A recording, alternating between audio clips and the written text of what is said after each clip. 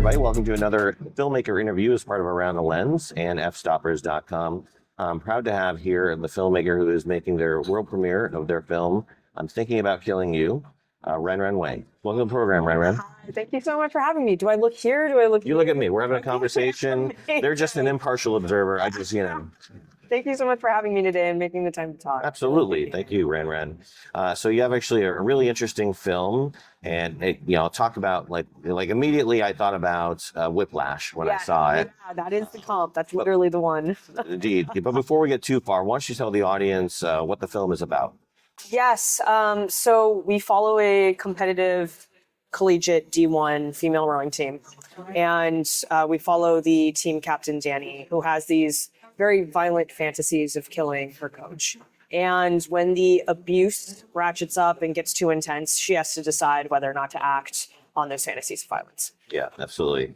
Where did the inspiration for the film come from? Yeah, I used to be a female athlete. I was not a rower. I was actually a judoka, fighting. Okay. But I felt that I had a lot to say, and I had a lot of feelings about what it meant to be a female athlete when I was looking back on it. And maybe like judo was just too close, but so I had to choose something else. But I really was interested in talking about what it means to be a female athlete. And I really wanted to talk about what it means to be a woman in community with other women. And so when I was thinking about those two things together, rowing actually seemed like the perfect kind of prism to have that conversation, because when you're in a boat, in a crew boat, you have to be completely aligned and in sync with the other girls in the boat, right? Like you basically have to be a single cell organism to win.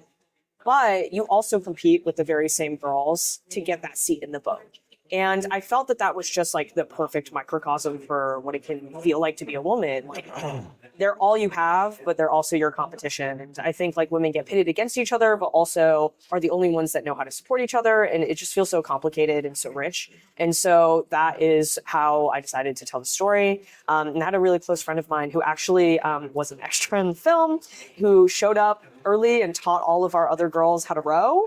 And was our rowing consultant, and she had this really terrible story of something that her coach had done when she was in high school. And I was like, wow, say more, right? Like, can I write about this? And so in thinking about all of these things, it was just like, oh, awesome. I think there's like really a vessel to like have this conversation, tell this story, and like really thrill people. So that's where it all started.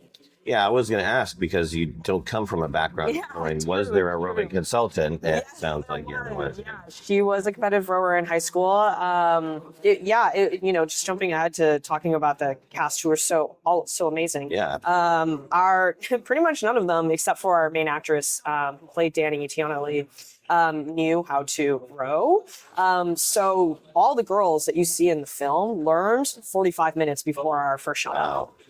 They learned how to erg that morning, but they were just so incredibly passionate, and it's something that you can learn in that period of time. And so I'm very, very grateful to my friend who came in and just taught everyone how to do that. She's an amazing teacher, and so we were ready by first shot.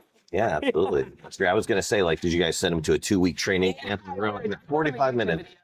Sent them a YouTube video, and then I said, okay, you're going to learn how to do this before our first shot. So yeah, that's good. That's good.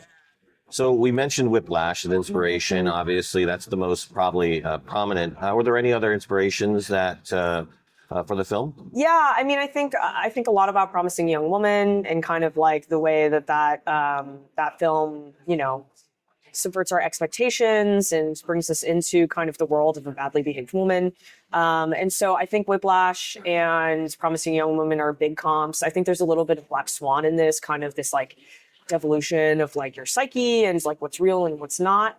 But it's so hard to like fit so much into a short, like 14 minutes. And so, there's a longer story here. This is a proof of concept of a larger feature. Yeah. Really. So, there is more to the story. And so in the short, we captured like as much of the essence as possible. Yeah. But yeah, like it's definitely something that's like inspired by like Whiplash, Black Swan, Promising Young Woman. Yeah, the whole time I was thinking like, I wish I could see them growing, Yeah. but obviously there's so much you can do in a short film. Yes, it's so true. We were at the Long Beach Rowing Association, which is actually where they're going to do the rowing events for the Olympics. Mhm. And we were there while many of the members of the Rowing Association were also using the facilities. Yeah. And so they would be like, what are you guys shooting? Blah, blah, blah. And they'd be like, you guys got to get out in the water. Like, you guys got to get out there. And it's like, oh, we got 2 days to shoot. You know what I mean? Like, if we could, we totally would. But it's, yeah, I mean, I also have wishes and dreams to be out on the water. Yeah. Well, save that for the feature. Yes, absolutely. So you shot this over 2 days, Yeah, crazy 2 days. like 2 super long days or normal size days, 12-hour days. 2 12-hour days, which like were not enough. Really? We did our best. I mean, Never enough. it's never enough. That's the thing, right? I mean, I will say it was enough because we got everything we needed. It might have killed many of us to do so, but my crew is just amazing and so professional and just so, down to do whatever it takes. And we had like a hard out with the location. And so we really, really had to stay on schedule. We had 75 setups to do in 2 days. Wow. Which is like, for anyone who has like ever been on a set or has ever made a film knows that that's just like really insane and unreasonable. And when me and my DP were talking about this, me and Zoe, we were like, it's impossible. We have to cut like 30 shots from this list. Like, there's no way we're going to do 75 setups in 2 days. But we ended up bringing on a second unit DP, and that made all of the difference. Yeah. But it was basically like, you're just going to be a one-man band. Like, we're not going to have a second camera team. So it's going to be you. And it's going to be your set of sticks. And we have one set of lenses. So like, what can we shoot at the same time? Because we Right. can't do 2 things on 50 at the same time. So what can we do in a close-up and in a medium at the same time? How can Sure. we? So the prep that went into this was like insane. So Yeah. the 2 days were very, very fast, but we prepped for like weeks and weeks and weeks. It was a quick and dirty, maybe like 2.5 months Wow. to do everything. Yeah. Which again, it's like would have been I have to like shout out my team. Like Yeah. literally, they were so amazing and just so on top of it. And yeah, I think I'm happy with how it turned out. It's great. So you mentioned a feature. What would you kind of expand upon in a feature? It's a great question. Sorry, I touched the mic. It's okay. In a feature, there's a much bigger world. There's a much bigger story. Actually, in the feature, our main character, Danny, who you see in the short, does not begin as our captain. The team actually has an extremely beloved team captain. And they leave for winter break after an unsuccessful kind of fall season. And when they return, their captain does not. And the first half of this film is really propelled by the mystery of what happens to their captain, who isn't responding to any of their messages, who can't be reached, and who has dropped out of school. And the coach is basically like, she just quit. Like, there's nothing I can do, and there's nothing I can tell you. And our main character, Danny, has to step up into this like provisional captain role, and is a lone wolf, is not meant to be in this leadership position, and is trying to hold together this team as their morale really deteriorates. Meanwhile, the abuse from the coach is really starting to intensify and ramp up. And you start to receive this understanding that the previous captain that is so beloved to this team was really like receiving a large degree of that abuse and holding it back from the rest of the team. And now that she's gone, the rest of the team is really feeling the heat. And so everything is deteriorating around this provisional captain. And at the midpoint, I can go ahead and spoil it. They discover that their captain committed suicide over Christmas break. And so Danny and her team really have to figure out what they're going to do about that and what it's going to take to survive. Yeah. Is it meant to be in response to the abuse? Is that the idea, the reason? Yeah, I think you can assume that whatever the pressure was, whatever it was, like, they will never have real answers as to like the depth of the abuse that their previous captain received, or like ultimately like why or what drove her, because she's gone, right? She can't tell them. Yeah. So they have to kind of put the pieces together themselves and come to their own conclusions about like what that means to them, how it makes them feel, and like what that means for their own survival and what they need to do next. Absolutely. I like to film also because obviously, it's always great to see a female-focused film that focuses on Yeah. females and their conversations and has nothing to do with like a male person. But I found it funny that the antagonist in the film constantly uses a sort of, oh, be a housewife, be a, find a boyfriend type things, like constantly uses that. What are your thoughts on sort of female-focused films, and is that something like a category you want to explore more? Yeah, I mean, I love women.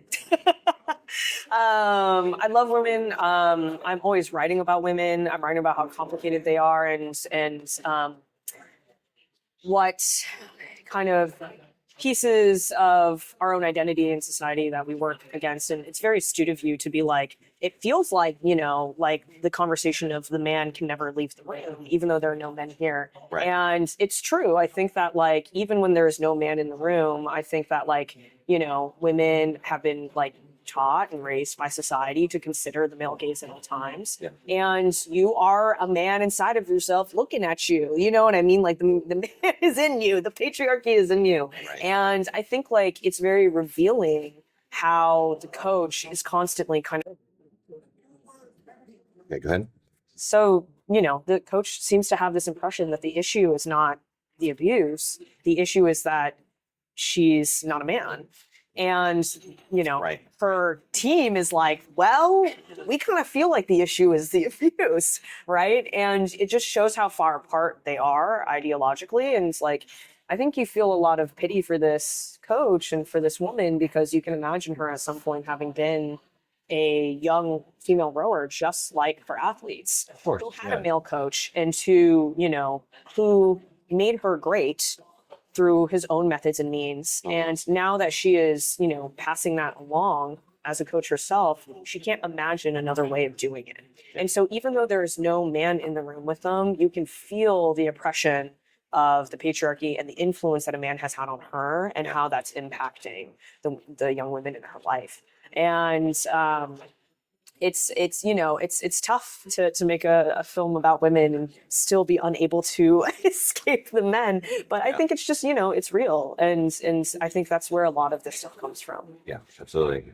Yeah, because I mean, she does bring up an interesting point where it's like, if I were a man doing this, I'd be given way more leeway. Absolutely. Whereas, but if I'm a woman, it's like, it's this huge, I don't know, betrayal, if you will. Like Yes, that's how the completely. characters feel. Absolutely.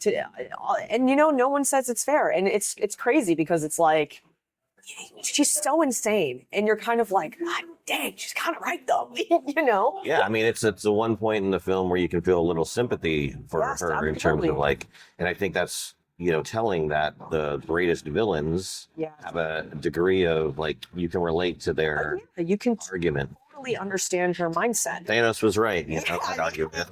Yeah, I don't know. Maybe the bad guy has a point, Maybe we do have too many people. Yeah. I don't know about that. Another thing I was struck by was, also the scenes where, you have the fantasy, right? Yeah.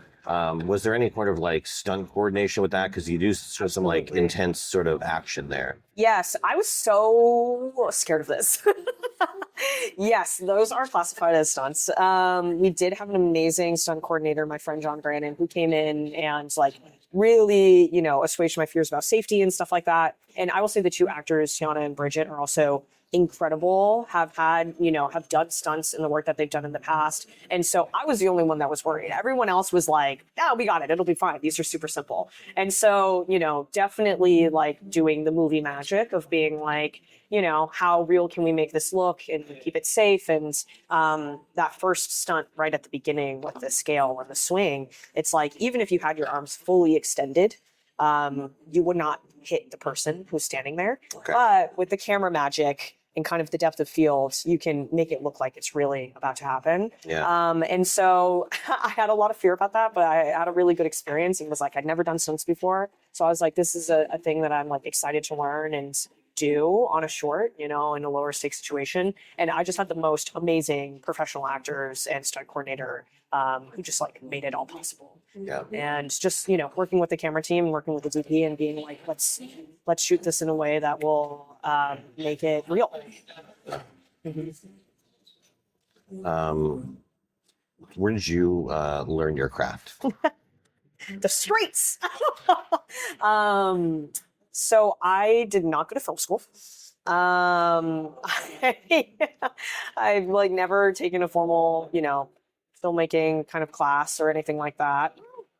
Maybe a small course here or there, but I didn't go to film school. I learned everything I learned from watching movies and from trying things myself and from working with teams that are just like way more talented and experienced than I am, right? Like it's always my goal to be kind of like the least experienced and like the dumbest person in the room. Like I want everyone on my team to like be really incredible, and if I surround myself with geniuses, then like there's nothing I can do but like learn from like their amazing talent. I also had a lot of support from the organization that funded the film. So I'm part of a mid-career BIPOC accelerator program called Right Back Rise, and they have incredible programming and incredible support from the filmmaking community. And obviously, they believed in this. They funded the film, and they also set me up with a directing mentor, Rob Spera, who is an incredible director and who taught for many, many years at AFI. And I took a couple short classes from him just to kind of like hone my art, which was like really amazing. This is the second short I've made. So the first one really was like, okay, we're gonna like go guns blazing, and I'm gonna like do what I feel I know from the love of watching films. And so it was really awesome to come here and to have some outside perspective, to have a little bit of insight from a real professional, and to just try again and to like have learned from the last thing we made. And I was really, really lucky with the amount of support that I got on this. Yeah, absolutely. So this is your second short. Yes. What's coming up next for you? Yes. So this, again, this is a proof of concept. So there is the larger feature. My manager and my agents, we're going to go out with that soon. We're just going to see what we can make happen. Yeah. So I'm really excited to see where that goes. A majority of my career has been in feature writing. And so, I'm cranking out features. I've got a commercial script coming up the pipe that, hopefully will sell and we'll do something with. But yeah, I mean, I'm just excited to be making art and at whatever scale we can make it at. And I have a feature and development at Orion. And so we'll see how that goes. Hopefully that'll get the green light. And I'm currently attached to direct a feature called Dying is Fine, which went through the Sundance Producing Lab this year. Oh, wow. So lots of irons in the fire, we'll see what sticks. But just out here and just trying to work with people that I love and make art with people who I really admire and respect. And that's the plan. There you go. Yeah. How did it feel to have your film play at Tribeca?